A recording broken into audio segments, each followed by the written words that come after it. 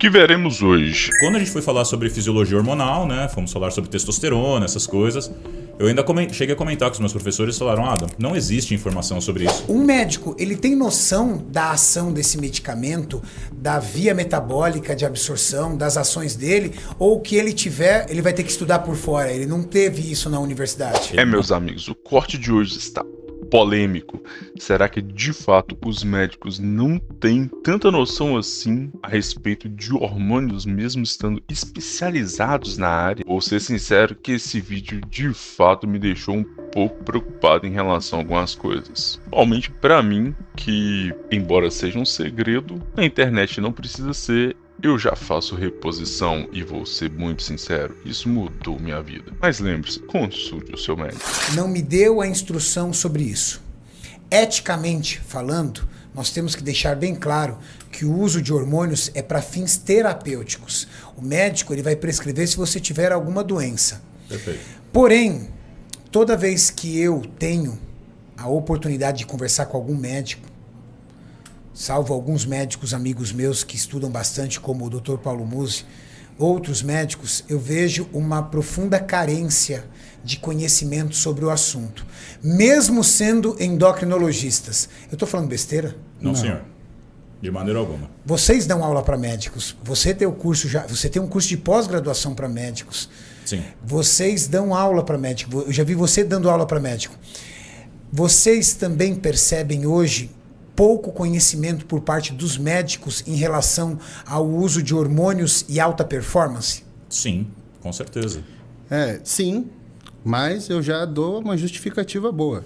Eu acho que é a mesma que eu ia falar, mas pode falar. Em primeiro lugar, assim, se a gente for analisar, aqui ninguém vai ser hipócrita. Tá. Nenhum de nós três aqui tem que fazer bonito pra ninguém. Graças a Deus... Ninguém aqui vai ser hipócrita. Ninguém vai ser hipócrita. Olha lá.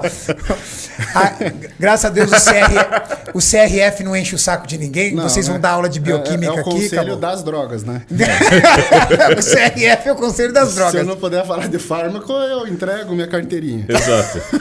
Mas então, assim, o curso de medicina, a saúde, como a gente entende ela, o curso visa o restabelecimento da saúde, tá?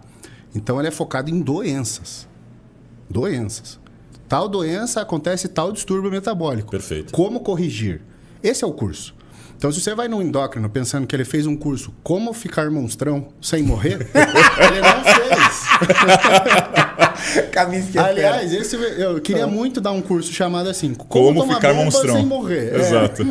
Mas não é o objetivo, né? Entendi. Quando o médico vai fazer endocrinologia, ele vai estudar distúrbios hormonais como diabetes, hipotiroidismo. E o cara é craque nisso. Agora, a gente está falando de algo suprafisiológico. Sim. A gente não está falando de algo normal para o ser humano.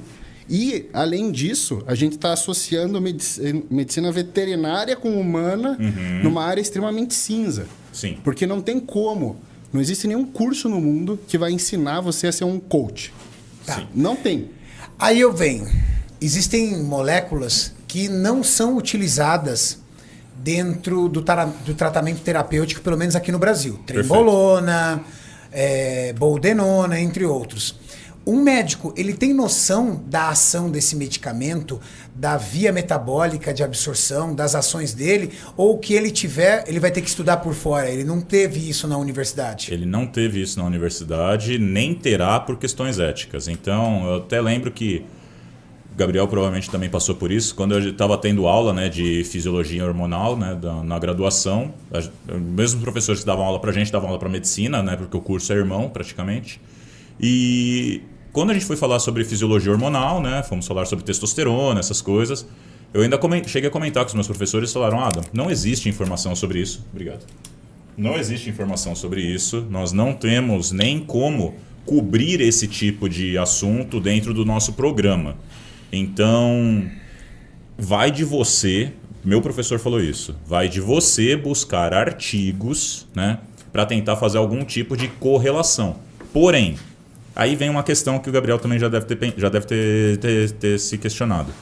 Não existe um trabalho, né, que avalia doses suprafisiológicas, aliás, toda dose é suprafisiológica, né, de trembolona, estanozolol, oxandrolona, em seres humanos.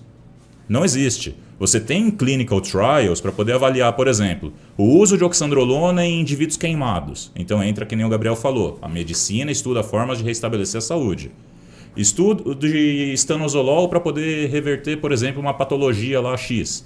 Né? Eu já vi estudo de estanozolol para questão de osteoporose, por Osteoporose, por exemplo. Então, assim, mas só que nenhum estudo vai falar assim, com uma dose de 50 miligramas por dia de estanozolol via oral, você tem um aumento de X gramas de massa muscular ou massa livre de gordura, né? Ou então com trembolona. Ao contrário, na veterinária existe isso, né? Tanto que trembolona é um medicamento veterinário. Então, muito do que a gente tem hoje a respeito da farmacologia desses hormônios, né, a gente acaba trazendo da onde? Da veterinária. E do in vitro, né? E do in vitro também. Principalmente do in vitro. Então, explica pra galera o que é in vitro. In vivo é quando você faz o ensaio numa pessoa, né? Não numa pessoa, mas num ser vivo. No ser vivo. E in vitro é no Uma plaquinha de laboratório. Petri. Plaquinha de Petri. Em laboratório. Em laboratório. Então, assim, muito do que a gente estuda, inclusive o doutorado do Adam vai ser nessa área, é in vitro. Na verdade, não. O meu vai começar ainda antes. Vai começar em sílico. Ou seja, eu vou começar primeiro avaliando tudo dentro do ambiente computacional. Justamente para poder reduzir o número de cobaias, comitê de ética. Modelagem molecular. Modelagem molecular, exato. É um AutoCAD farmacêutico. Tipo isso. Se alguém assistiu o Homem-Aranha, vai entender isso daí. Quando ele Mas começa isso- a mexer nas Nas moléculas, moléculas exatamente. ali. Isso aí é uma semeadura em estria. Isso é mais na parte de microbiologia. Isso. Não, é que eu só coloquei placa de Petri aqui pra galera ver o que, Tá. que é. Não, mas o que ele quis dizer da placa de Petri é que é ensaios em laboratório. Não tem nada a ver com É placa tipo de o bebê Petri. de proveta. Ele não nasce Isso. na proveta, mas... Isso. Ele não nasce na proveta, exato. Não é na placa de Petri. Ele nasce no laboratório. Então eu errei, foi mal, galera.